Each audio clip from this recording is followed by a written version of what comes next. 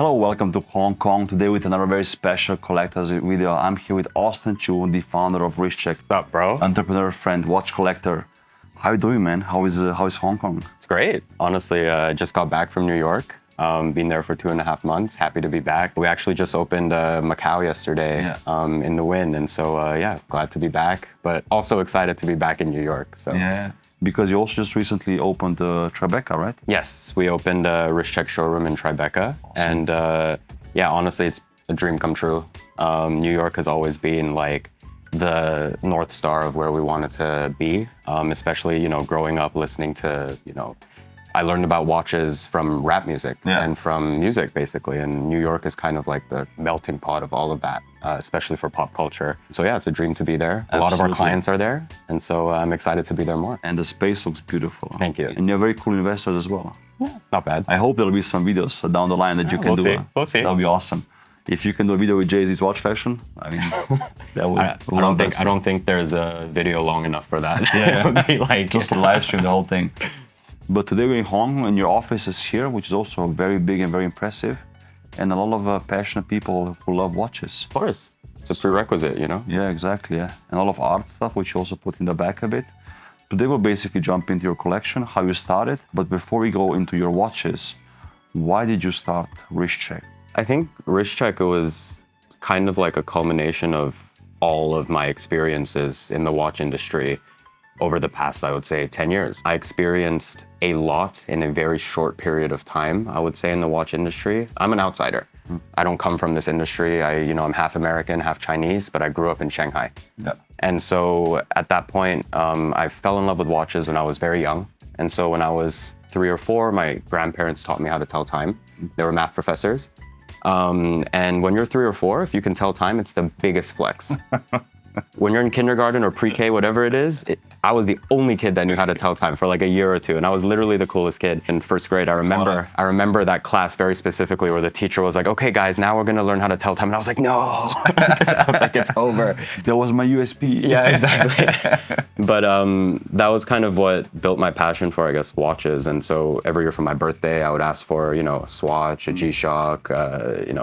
My first watch was a Flick Flack, baby blue Flick Flack. It was my safety blanket. Fast forward to when I was, 15, 16, 17, that's when I really started to spend time researching on watches. Because as you know yourself, like, if you don't come from a watch family, it's all self-taught, right? You have to learn yourself. In my family Same, as well, yeah. Same. Yeah. And you have to learn everything yourself on the internet. Back then it was Purist Pro, Watch Pro site, Panaristi, Rolex forums, all of that stuff, Watch You Seek.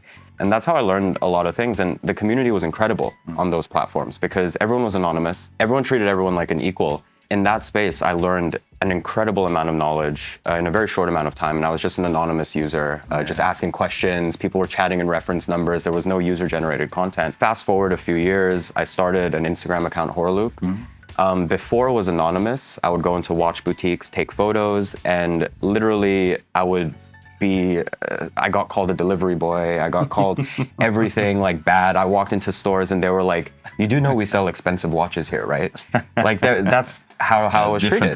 Different times. I experienced that end of the spectrum. Then I started Horoloop, anonymously started gaining followers. And then as soon as I had, I think maybe about 30, 40,000 followers, then brands started to treat me differently. Yeah. And I was like, this is weird. All of a sudden you were welcome. Yeah, I was like, I'm the same person, same thoughts, same whatever, but somehow, I'm being treated a little bit differently. So I was like, okay, this is not really welcoming for the next generation.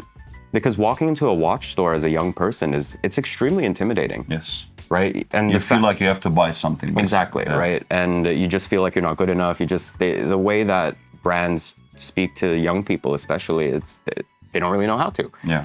And so that was one, I guess, inspiration. I just felt like the space needed to be better in the secondary, especially for the next generation.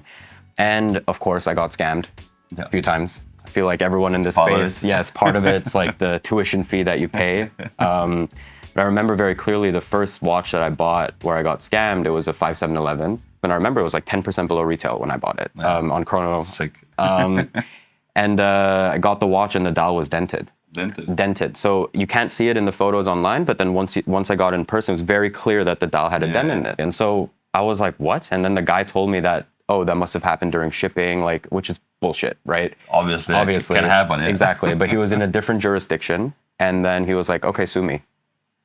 Yeah. And so the amount of money that I would have spent suing him was more money than the money that I lost on the watch. I'm sure. But then I was like, this is a horrible experience. I was like, how is this like the way to buy watches online? Yeah. Because I know that there are lots of people that might have gotten that watch and might maybe not have even noticed the dent and thought that they got something completely fine. And so that was, reason number 2. And reason number 3 of starting it was I just felt like for, our generation, there wasn't really like offline spaces where you can gather, build a community, chat about watches. And we wanted to do that. But from a business perspective, secondary space before was super, super murky. I remember I would go to places in TST or on 47th Street, and if they thought that I knew nothing about watches, they would try to screw me as hard as they could. And that is a complete opposite of what someone should do for the next generation entering a space. Especially in the age of information. This might have worked 30 years ago without the internet or without transparent pricing, but this way of doing business isn't a long-term way in today's day and age. And so for us, when we started Wristcheck, it was very uncommon for a platform to be only consignment-based with a watch physically in our custodianship, which means that we have the watch with us, right? And for us from day one, we've been 100% transparent. Buyers know what sellers net, sellers know what buyers pay. We make 6 to 12% in between. Okay. And you know how much money we're making. And in my opinion, this is the future of the space. Yeah. And so, I guess I Complete transparency, basically. Exactly. And then I met Sean, my co-founder, and, he was at Hypebeast, caught him at the right time, right place, where he also saw the vision. But he needed us to prove 3 things before, I guess, he quit his job. First thing was, do young people even like watches? Like, well, is this something that is going to be a trend? Obviously, that was very, very easy to prove. Second thing was, do people even consign watches? Because even though he was at Hypebeast, he saw GOAT, StockX, all of these platforms go up. Selling a shoe on consignment that's a few $100s is very different to shipping a very expensive watch to another location for them to sell for you. And so obviously we proved that. And then the third thing was, can we do this and not be, hated by the watch brands? Because essentially in all of these, mostly secondary and primary, they don't speak to each other. Yeah. There's always this disconnect, but I always thought that that was kind of the wrong approach, because if you're looking at any mature market, primary and secondary are working hand in hand. Yeah, and the secondary market in the watch space usually makes the brand in the primary. It's a mirror. Cases, yeah. It's a mirror, right? If your brand is doing badly on primary, then guess what? It's going to be doing way worse on the secondary. But if your brand is doing great on secondary, then it's probably hard to buy at retail, right? Exactly. And so they're a direct mirror. And so this was something that I think, even though the industry put a lot of effort on the primary side, there was not much effort put on the secondary side. But this is a sustainable industry, right? These things don't break. Yeah. A watch from 100 years ago still works today. Of course, most watches will outlive us. Exactly. I mean, probably all of them. Probably all of these will outlive us, right? And so, that was kind of like the initial inspiration for Wristcheck. And I knew that we needed offline as well. And so not just online. We had global ambitions from day one, but we had to do it step by step, brick by brick. So the watches, what was the first one that First one is on my wrist. I haven't worn this in probably 10 years. Nice. It's a sick piece. AP Millenary. Yeah, right. It's a Hamilton face-to-face. I remember when I first saw this watch online, this was like, I was maybe 15, 16 at the time, just started the forum stuff. And that's when I discovered this piece. And for some reason, it just blew my mind, because I remember very clearly the ad that it had. It was kind of like halfway, like open. And this watch has 2 faces. And so it's a very, very interesting watch. And I think it was one of the first of its kind in the modern world that has this. And I wore this a lot. I even customized it. I put it on like a Milanese bracelet that I bought on Taobao at the time. But I remember when I bought this watch, it was literally like maybe 70% of my net worth at the time. I was 16, saved up to buy this watch. I wore it almost every day for a very, very long time. And at the time, like, I was smaller than I am now. So like, I must have looked like an absolute clown. It's huge. It's huge. Yeah. But I always thought that, I guess blue, I like blue, I like black. I mean, honestly, the Hamilton, let's say, if you look at your collection, it's very relatable because it's skeletonized, like some of your watches here. You have the smoky sapphire disc on the dial. Exactly. Like some of the watches there. And blue, yeah. A little bit. Just I think Still sticking to I it. evolved. I Yeah, evolved slightly. But this was the genesis of it all. And of course, this is a watch I would never ever Yeah, get rid of of. course. Right? It's a watch that kind of started it all for me. It's a limited edition out of 888 pieces, which at that point I thought, wow, 888. Yeah. That's so little. What's the next watch here you want to show us? Next, I guess. Designs. The box is very impressive, man. Thank you. It's a dream box. I guess this one. So this is an interesting watch. I don't wear it that often. It's very, very worn, as you can see.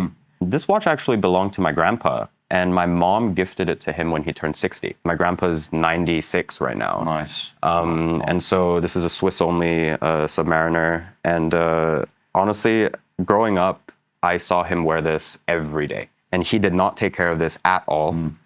And he was the type of person that would wear a watch. He has much smaller wrists than me, but it would be very, very loose on your arm. Yeah. You know, like it would just he be lo- like he that. loved He the, liked that. yeah, He yeah. liked that. Gotcha. And then every time I would see it bang into a table, I would be like, oh no.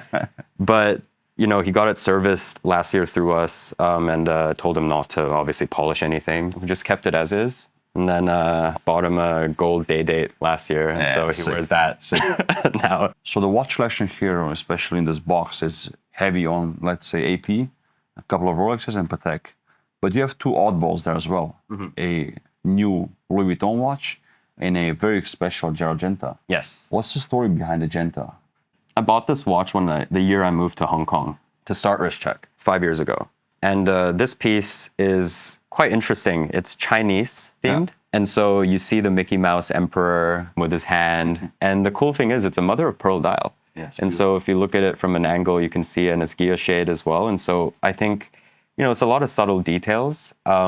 This watch really resonated with me because initially when Genta released the Disney-themed watches, he got kicked out of Baselworld, right? Yeah. The industry thought it was like a blasphemy, but he is literally the most important designer, I would say, of the watchmaking industry ever in terms of one person's contribution in design. Because this doesn't happen in any other industry. There's no other industry where one person designed basically all the icons. Yeah. That's the equivalent of one designer designing the Birkin, the Kelly, the Chanel boy bag, the Louis Vuitton keepall. Like that doesn't happen. But in the watch industry, obviously with Genta, he kind of made that happen. He was the guy, yeah. Exactly. And I just thought when I saw this watch on this bracelet is so gangster, bro. It's very cool. Yeah. It's such a cool bracelet. It's in great condition as well. Yeah. I mean, obviously the retrograde minute is sick. The jumping hour is sick. And Mickey is always fun to have. Exactly. Especially Mickey and a Chinese emperor. Yeah. Bro. Like role playing. Exactly. And the LV, so now Genta and Louis Vuitton, I mean, they're part of the LVMH group and they're reviving the watch department quite a lot. I think they're doing a fantastic job. Yeah, and so I agree. That's why I got this. The new Louis Vuitton tambour with an incredible movement with a micro rotor. I mean, if you look at the movement, the amount of effort that went into the design is quite remarkable. Yeah, beautiful. If you're looking at the complexity of the dial construction, there's vertical brushing, applied numerals, of course. It's stepped. You can see the bevel as well. It's just like there's a lot of details that I feel like it's these things that only watch collectors would appreciate. Yeah, a very, very comfortable bracelet as well. Super comfortable. And I think Jean is doing a fantastic job at Louis Vuitton. And this one is a little bit special. So the original one is a light gray. And this one is a dark gray. And it's the Tambour Friends and Family edition that Jean, I guess, offered to a few people. And I love wearing this when I'm traveling and want to wear a sports watch, but want to be more low-key. And then maybe a very similar look to the Louis Vuitton watch is the Calatrava there with the Claude de Paris bezel. Yeah. There's a theme in your collection, huh? Slate, gray. I mean, I'm a very monochromatic person. I only wear black, and I don't wear rose or yellow gold, as you can see. Yeah. And so I have a lot of white gold or platinum pieces in my collection. But for me, I don't know. Whenever I wear gold, I just feel like it doesn't look right on me. On my wrist, those salmon dials look weird. I love Journe salmon dials to look at, but on my wrist looks ugly. Yeah. So this one, 6119G, there's something a little bit special about the dial. It's Tiffany stamped. So there's a little extra sauce. Of course. And the story of this watch, I mean, I've been wearing this so much over the past year, especially in New York. I just think it's an incredible daily piece from Patek. And I think this is one of the best modern suit watch three-handers ever made. I can't really find any flaw on this watch. And what I love about it is the movement as well. For Patek, especially modern Patek, it's quite rare that a movement is not a 324 or 240 base movement, because most of their movements are modules built on top of those calibers. But for this one, it's a completely new movement that they designed at the time, and they launched it with this watch. And the movement actually fits the case perfectly. Yeah, true. And it's just manual wind, how for a thin suit watch, I think it's how it should be. Yeah. They're below retail. Yeah. If it's not Tiffany stamp, I think it's a great purchase, great buy. I got it from Tiffany in New York, and I was introduced by a friend who's a big collector there. And I wanted a 6119G, but a regular one for me was, I think, I don't know, a little too regular. Yeah, of course. And so I was there, and he asked me like if there was anything that I wanted, and I told him, I was like, I've owned a lot of Nautiluses before, Aquanauts, whatever, but I've always resonated more towards the Royal Oak. Yeah.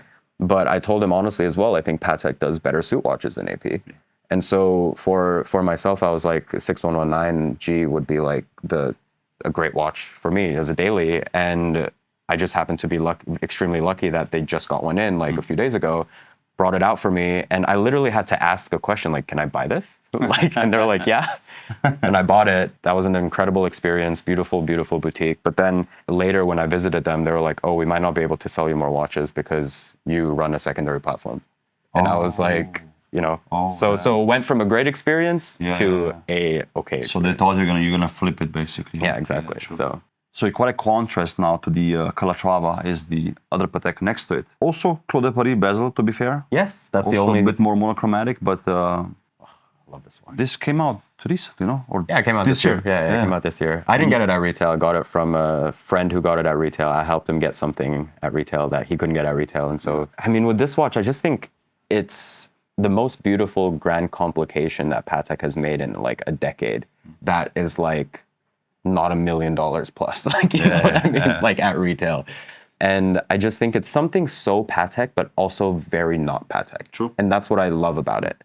And for me, my favorite complication is typically a perpetual calendar. And for this watch, it's a perpetual calendar, but it's displayed in such a poetic way. Yeah. It's so simple.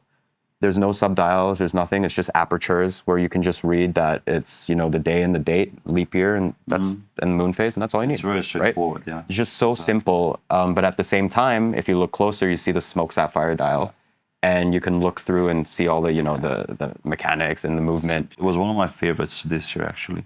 It's a great job. I mean, obviously took inspiration from the 5316 that they released a few years ago, the minute repeater tourbillon perpetual calendar. The $1 million watch. Yes, the $1 million watch. At retail, the market is like $2 million. And so this is one thing that I think is the closest thing to that like, you know, it's still obviously not cheap, but it's more attainable relatively. But it's missing only the repeater, let's say. Exactly. But without the repeater, it makes it a better daily. And it's a little smaller and it's a little thinner, right? True, I agree. Okay, so the next piece would be the Le Mans. Great daily, because 90% of the people that see me wearing this think that I'm wearing like a regular steel Daytona, right? Which is great, but it's like the watch community, when they see it, they freak out, obviously, right? This piece, as you can see, is very well worn as well. I wore it a lot over the past year and a half. I did not get this at retail, of course. Yeah, because it was secondary watch, right?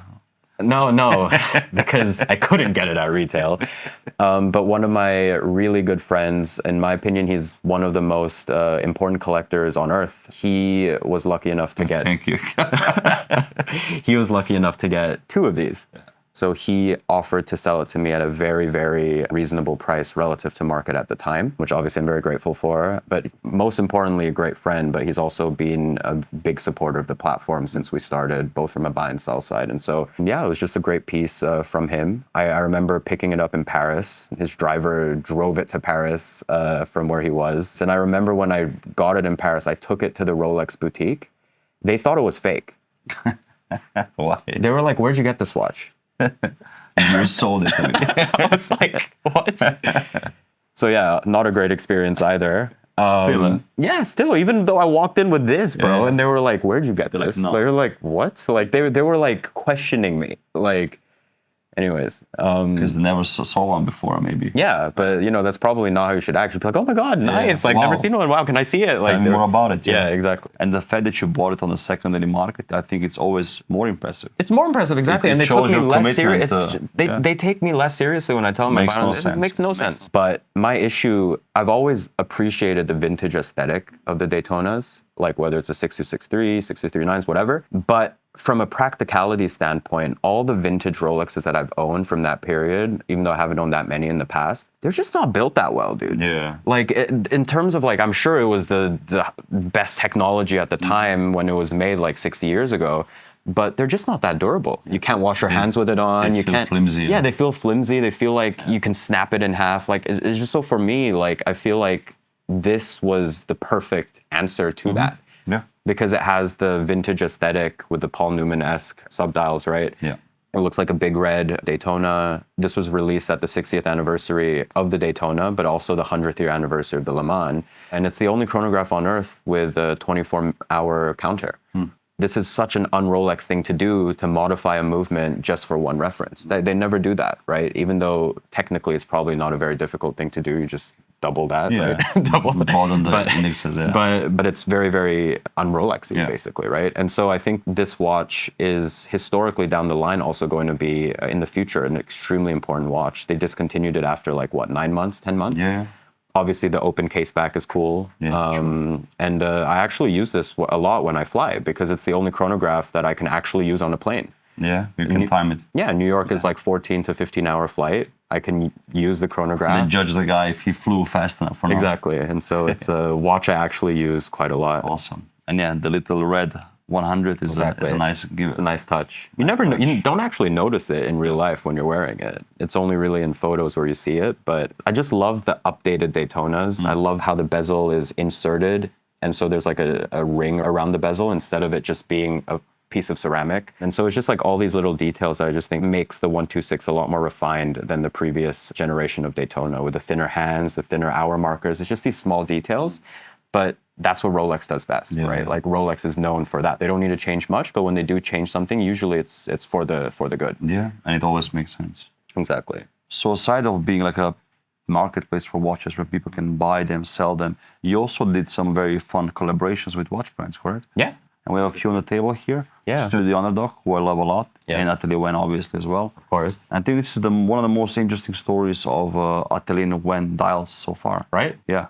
Initially with Atelier Wen, we wanted to do our first edition. We opened in Hong Kong and I obviously grew up in China, and I thought it would be interesting to do something with a brand that was showcasing craftsmanship from China instead of showcasing craftsmanship from Switzerland. Obviously, I've been following Atelier Wen for a while. Didn't know them, but I reached out to the founder and had an idea for a collaboration. You know, wanted it to kind of look like dragon scales, and so that's why the guilloche pattern is kind of resembles a dragon. And wanted it to be in this, I guess, jade green color. That watch, we did 100 pieces, it sold out like instantly. When it was done, I was like, shit, we should have made a little bit more, because there were a lot of people that were saying, oh, I really wanted one, I couldn't get one. And I basically called Robin, one of the co-founders, and I asked him, you know, how many dials were made in total and what happened to them? And then Robin was like, oh, there were about 30 that were, you know, they weren't good enough to pass QC from their guilloche master, Master Cheng. And he told me that whenever a dial doesn't pass QC, Master Cheng, out of anger, would basically cut the dial and then throw it away. And then I was like, why? I was like, can you see how many we have left that are usable? And I had the idea of seeing if we can use those dials to kind of make perfection out of the imperfect, kind of. And thought that Secon Romaric, who's a great guy, would be the perfect person to kind of put that into an actual concept. And he had the idea of using 24 karat gold stitching to actually stitch it together, stitch it back to life. And there's no logo as well. There's no logo, because Romaric said if it wasn't good enough for Atelier Wen initially to put their name on it, then it shouldn't be good enough now to put their name on it. And so the only logo for Atelier Wen, Wristcheck and Secon's on the back. 36 pieces, huh? Yeah, each piece obviously unique because they're all cut in different places, and obviously sold out as well. With Studio Underdog, it was kind of a similar story with Atelier Wen. I did not know Richard prior to the collab. I'd just been following his work for a long time, was a huge fan. Just loved how he built his brand from, just like the underdog, right? It really resonated with that as well. And so I sent him a DM on Instagram and I was like, I have an idea. Like, do you want to hop on a call? No context, hopped on a call, and with Studio Underdog, a lot of what they do is like, inspired by food or whatever. Now they obviously have more models, but at that point they only had this chronograph. And I was like, okay, in today's day and age, what is a chronograph really used for? It's not really for racing. It's not really for, all these reasons why they invented it. I was like, you can actually use it to cook an egg. That's kind of how this was born. I was like, it would be cool if we can do a few, like a boiled egg, a fried egg, because you need different timers. Initially, the idea was to have different chronograph counters. So like on the fried egg, it would only be a 3-minute or 4-minute counter. Oh, nice, that's nice. And then on the boiled egg, it would be perfect, exactly. And then for the rotten egg, it would be broken. The chronograph just wouldn't work because the egg became rotten. But obviously, that was a little bit too hard to execute. And probably the buyers of the rotten egg would be very pissed now their chronograph was broken. We did 490 pieces. It was 200 fried eggs, 200 boiled eggs, and 90 rotten eggs. And they sold out. And that was just a really fun collab. I mean, even the loom plots are little eggs. Just there's details everywhere. I mean, like for the price point of this watch, there's so many details that go into it. Really reviving this like fun era of just watches based on design. True. And also the content behind it was very cool. I remember this because you unveiled it in a egg box, no? Yes, like an egg box, exactly. Very cool. And then the next watch in this beautiful box, which is by the way done by Charles Simon. I guess we can talk about this. We go into the skeleton lifestyle. The skeleton. Tourbillon. I think this is the best skeleton watch ever made ever. This is sick. Like ever. After Hamilton. Have I said ever enough? Like I think it's the best skeleton watch made ever. Ever. And this was released for the 50th anniversary of the AP, the 26735. And I think this is the pinnacle of what a Royal Oak is, or should be, because Royal Oak was born in steel, and it's supposed to be a sports watch, supposed to be very durable. This is just as durable as, I've done everything with this on. I played golf, played tennis, I've done free water diving, I've done open water jet skiing, all with this watch on my wrist. When I did open water jet skiing, the waters were so rough. My phone got destroyed. Watch was fine, obviously. Thank God. Thank God. This watch is just, in my opinion, the epitome of what a Royal Oak should be at the high end, because it is shockproof, waterproof, it's made in steel, it's durable. It looks badass. Exactly, but at the same time, from a craftsmanship perspective, I've owned many skeleton watches, and I think this is the one that I never, ever, ever get bored of looking at, because it's, from a movement architecture perspective, it's open worked from all angles. Yeah. Typically with a watch, it's only open worked from one side, like dial down. But with this, it's also open worked from from the side. From the sides. Even if you're looking at the base plate. So the base plate is even open worked on all 4 sides. And so it essentially just feels like this entire movement is just floating. And the flying tourbillon further accentuates that, because the flying tourbillon looks like it's floating. And you've had this for a while, huh? Yeah, this is one of my favorite watches ever. I swapped the bezel recently because the bezel was completely destroyed. And so now the bezel looks new. It's probably the Royal Oak I wear the most. And, I can do that because I'm, a lot of the times I'm in Hong Kong and you can wear these things as a daily. AP made their first skeletonized watch in, I think, 1934. And AP was one of the first big brands to ever make a skeletonized watch, wristwatch. It's really ingrained in AP's DNA. And I don't think that anyone makes an open work watch like AP. Because even if you're looking at the crazy Richard Milles, they're all made by AP. And so AP is, in my opinion, the king of skeletonization, king of open working. And the finishing is beautiful as well. And this is, in my opinion, the creme de la creme of that. But it's the best skeleton ever. I think ever. Have I said that? And then something which surprised me a lot, and I wasn't sure if the watch I saw was distorted by color because of the light, or was it really monochromatic. You have a Simon Brette here. Yes. Which, still looking at it from this perspective, it looks like it's Photoshop. Right? It really does, right? It looks Photoshop. It looks like you just put a saturation bar all the way down, and that's it. So it's obviously a Simon Brette Chronomet Artisans. It's a piece unique. And so Simon and I met so serendipitously. I remember I was in Switzerland years and years ago. I was at the Four Seasons bar in Geneva, as you do in Geneva. And basically he just approached me. I didn't know who he was, like just, you know, at that point a stranger, and just tapped me on the shoulder while I was just sitting with a few friends, and he was like, I've been working on this watch for years. I really just want your thoughts on it. And then he took his watch off his wrist and just handed it to me. Like I'm pretty sure like I paused for like 10 seconds and I was just looking at it. I was like, what the hell is this? And then I immediately ditched the people that I was with at the time. And I sat with him outside and I was like, tell me about your brand, tell me about your plans, everything. And at that point, he hadn't launched his brand yet. I instantly ordered one, and then I introduced him to a few very important collectors. I'll keep them anonymous. Yeah. And they ended up buying, you know, before his brand really took off and before it launched. And so as like, I guess, a token of our friendship and appreciation for that, Simon offered to It's beautiful, do this, man. right? It's very, very beautiful. Yeah, and we're great friends now. I think Simon's a great guy. I really, really believe in what he's doing. And I really think that his ethos for the brand is something that needs to be done more in the watch industry. Yeah. I mean, each watch comes with a passport. If with every artisan that worked on every component on the watch. Nice. And so there's 12 artisans. And so you have a bio of each artisan. You have even their address, their email. Yeah. You can contact them and it shines light on what they do. And I think that that's something that, you know, they're essentially the suppliers or the unsung heroes of the industry. True. But with Simon Brette, he designs the watch, but he's putting the spotlight on the suppliers. And also it's in line with your ethos for Wristcheck as well, transparency. Yeah, exactly. And so I just think from a design perspective, it's so great. There's so many details on this watch as well. And I'm really excited for the future of his brand and what he's going to launch. So most APs here, if not all of them, are modern because you like robustness and also the look, of course, of them. Mm-hmm. But there's also very special vintage piece here, which I've seen similar ones before on my channel. We have them as well. Yes, I love this. I think this watch is one of the most important watches that AP made in terms of this series, the Grand Sonnerie, Grand and Petite Sonnerie series, which they made. I think the first watch launched in 1992.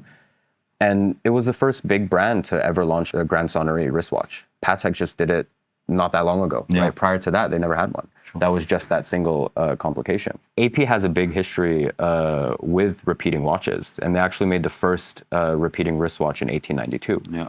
And 100 years ago, they were making carry-ons, Westminster chimes, these pocket watches, and they actually made some for Patek. And like they were making movements for other brands as well, and they were known for making chiming, repeating watches.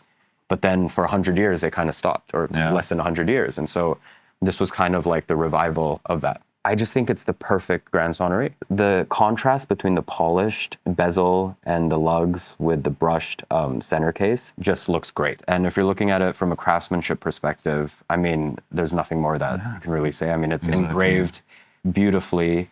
So Grand Sonneries, in my opinion, are kind of like a supercomputer on your wrist, right? It's the first like vibrate button or silence button like that now exists on all the phones. True. But with this, there's 3 modes. There's Grand Sonnerie, Petite Sonnerie, and then silence. Yeah. And I love how this watch, Grand Sonnerie is the most complicated single complication, right? I mean, like no watchmaker would tell you anything different. Yeah. But the fact that you can put it on different modes, you can put it on Grand Sonnerie mode, which is like the ultimate FU mode to put it on, because you can just be doing whatever and then your watch will just start going off every 15 minutes. Or if you want to be low key, just put it on S. And no one will know that you're even wearing a Grand Sonnerie watch. They'll just think that it's open work. Yeah, true. I got it from a good friend, watch dealer, collector guy who knows that I'm into, you know, AP, vintage AP. I mean, I have a lot more vintage AP, but this is the one that I decided to bring. He showed it to me and I instantly, you know, fell in love with it because for me, I love platinum, I love open work. And so I bought the watch immediately. And when I got it on my wrist, I picked it up in New York. I went to AP and checked the archive papers. And at that point, I knew that the back was engraved number 1, but it could have been number 4 before seeing it in person because you can't really, like, in the photos that the dealer took, it wasn't really that clear. So until I received the watch, I thought it could have been, you know, number 1 or number 4, it doesn't matter. But then when I saw it, I was like, okay, it looks more like a 1, like a very weird looking 1, but it's like a 1. And then I took it to AP to get the archives. And from the archives, it was clear that they told me that it was a piece unique. They only made 1. And so I was like, okay, so it's definitely 1. Yes. But then the craziest thing is when I looked at the date on the papers of the archive, it said December 20th, 1996. That's 2 days after I was born. And so the watch is not only my birth year watch, it's my birth month watch as well. And so That's insane, man. So this watch is something that I think will never leave my collection. And you wore this a lot, huh? Because I remember the first time you showed it. Yeah. It was very frequent on your channel. Yeah, I do wear it a lot. And I mean, it's just, how could you not wear this if you had it, right? It's like, it's the epitome of watchmaking when it comes to complications. But then when it comes to finishing, it's also at the highest level. Yeah. I mean, just look at the intricacy of the movement on the back, right? It's open work, and this is true open working. Yeah. It's open working plus engraving. If you mess up a piece, you're done. You have to redo it, right? And on a smaller scale. Much smaller scale, right? And look how thin the bridges are. No, it's nuts. After it's open worked, right? It's nuts. And the buckle is also engraved. Yeah, exactly. Cool. Just small little details. Oh, that's a beautiful watch. This is like a grail piece. Right? And again, for what they are, these watches are still Right? underrated. They're so underrated. I think this reference, I mean, not this reference, because I mean, they made a lot of different editions, but I mean, the 39 millimeter Jewel Audemars Grand Sonnerie is, in my opinion, it should be like AP's version of the 2499 or AP's, 5004. It should be a few hundred K. Yeah. Like, if the new one is what, 1 million? Yeah. This, I mean, It's bulky these watch, exactly. It's bigger, it's thicker. Like, these are so undervalued, in my opinion. I agree. It's just the market doesn't know that they exist. Yeah. Also, many versions look very plain. Yes. So yes. if you're okay with that, you buy it. If not, you don't. Exactly. Beautiful. So talking about thin watches, maybe the next perpetual calendar here, the only one with a blue dial, actually. Yes. Ultra thin RD2, baby. 6.2 millimeters, I believe. How did you decide on this watch? I mean, how could you not? Well, but, I mean, it's limited to 25 pieces. I did not get this at retail. Yeah. And so I got this elsewhere, but I managed to get multiple on the secondary. We ended up placing them on certain celebrities' wrists. We sold one to Jay-Z, sold one to Kevin Hart, sold one to a few more celebrities. And so that's why they have them as well. But it's a watch that I think is just like from an RD2 perspective, I think the most beautiful RD2 ever made. Yeah. Only 25 pieces with an ice blue dial, and the brushing is beautiful. Yeah, they made this in 2022, so it's actually not that new. People only saw it on Instagram last year, but it's just no one was really seen with it. But in reality, it's been around for quite a while. It's the only AP besides the John Mayer modern perpetual calendar where the 31 is not in red, but this one is in blue, so it matches the dial. Absolutely. And from a design perspective, this RD2, in my opinion, is done perfectly because it's the most balanced. Because if you're looking at the RD2, there's actually two like small subdials underneath the two main ones. And on the other RD2s, they're typically the same color as the main subdial. Gotcha. And so because it's the same color, it just looks a little messy. Yeah. But then if it's done in this way, then it doesn't look messy at all because the subdial, they're different colors basically, right? And so the bottom subdials look like it's more integrated into the dial. So what is this small subdial at 9 o'clock? That one's day and night. So that one's a day and night indicator, Gotcha. And then the leap year indicator on the other side. Yeah, makes sense. Exactly. Makes sense. It was incredibly hard to engineer without breaking the aesthetic, and so that's the key. Yeah. Because there are a lot of perpetual calendars. I mean, when the RD2 was launched, it was already the thinnest perpetual calendar on Earth at that time. But there's obviously thinner perpetual calendars right now on the market. But in order to achieve the thinnest, they destroyed the aesthetic. Yeah, basically. And that's in my opinion a really stupid thing. Yeah. I think like aesthetics and like design should always come first. Yeah, usually they compromise the whole design. For exactly. In order to make it thin. Yeah. But I mean, no one wakes up in the morning saying, "I wish my watch was 1 millimeter." No one. Who does that, right? No one. Gosh, I don't know a single person that has done that, right? And so like with this, I just think it's the perfect balance. And Giulio Papi said they could have made it much thinner. Yeah. Because as you can see, there's still some depth in the dial, right? Yeah, of like course, they could have flattened it more, but he said that would have just made it look less, it would have given it less soul. Yeah. And so for me, it's like, it's always a balance, right? And for me, the RD2 is it's the perfect watch that takes AP's past. I mean, AP made the first perpetual calendar wristwatch with the leap year indicator, the 5516. I think they released that in 1955. And so for me, like perpetual calendars it's in AP's DNA as well. And so, this was natural for them. Beautiful. Nice. Gorgeous watch, man. Gorgeous watch. So this is China edition, AP, 26609 Ti. You say it very easily now, but this is a big deal, huh? Yeah, I mean, How did this come to be, and how sick is it it's crazy. to make an edition Crazy. with AP? It's crazy. Even now looking back and thinking about it, it's crazy. I mean, it was surreal at the moment, but even now, 5 years on, it's still surreal. Yeah. When I did this in 2020, I believe it was the first time that a Swiss watch brand collaborated with a civilian Yeah. for a commercial release. Like, because I'm not a celebrity, I'm not. And so that was very unusual, I would say, at the time. But obviously, forever eternally grateful for AP for giving me that opportunity. I mean, shout out to Francois for that, right? The collaboration started, I mean, again, my relationship with AP was before this watch was launched, it already lasted for years. I bought my first Royal Oak when I was 18. It was all my money. They knew it was all my money because I literally swiped multiple debit cards, gave some cash. And then I told them at the time, I was like, stop selling me watches. Like when I bought that, at that time, it was a 15400 ST boutique blue dial. It was just sitting in the boutique. I just walked in. They gave me, I think, 15 off. Nuts. And don't try to sell me any watches anymore, but please invite me to events. I want to, you know, I really love your brand. I really want to get to know you. And AP was, I guess, the first brand that actually treated me right. They actually invited me to events, and it was serendipitous that at the time, like the CEO of Greater China, David von Gunten, when he came to Shanghai, they invited me to an event with him. I got along with him very well. And then a few months later, Francois came to China, and that was the first time I met him.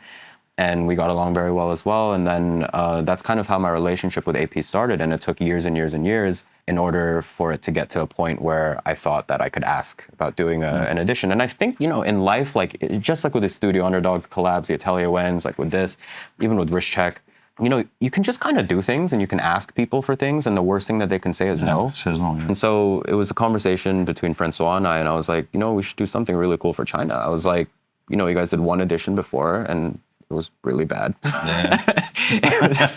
And it didn't sell well. And I was like, I have an idea. And then he was like, well, if you're such a smart ass, then why don't you, you know, like present something and then we'll see. And then I obviously put a mood board together. I wanted to be in titanium. At that point, AP had only made 2 Royal Oaks in titanium. Yeah.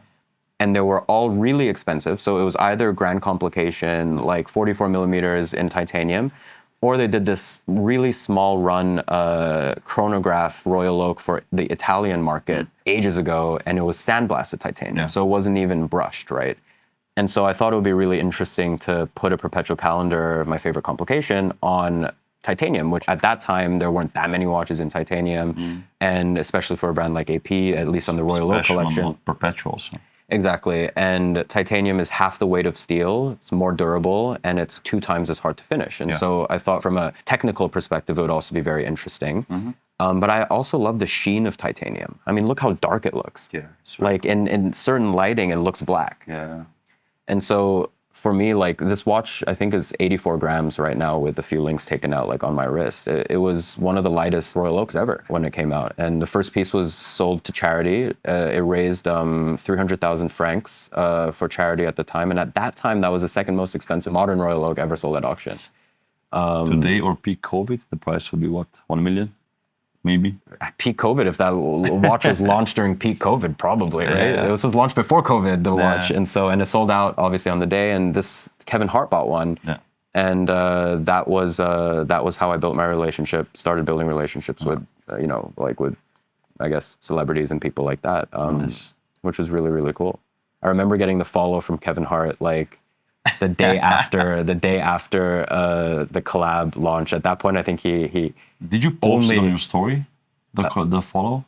No, oh yeah, I think so. I think so. I think I posted it. I think at that point it's a big deal. He only had 50 million followers. Yeah. Now he has like 100 something. But yeah, that was really cool. And it was a moment that I don't think I'll ever forget. The launch party was obviously amazing. And yeah, this kind of like solidified myself in the space that kind of told people that thought I was just some random kid that like, no, he's maybe a little bit legitimate, you know. Take you more serious. You can take him a little bit more seriously, you know. True.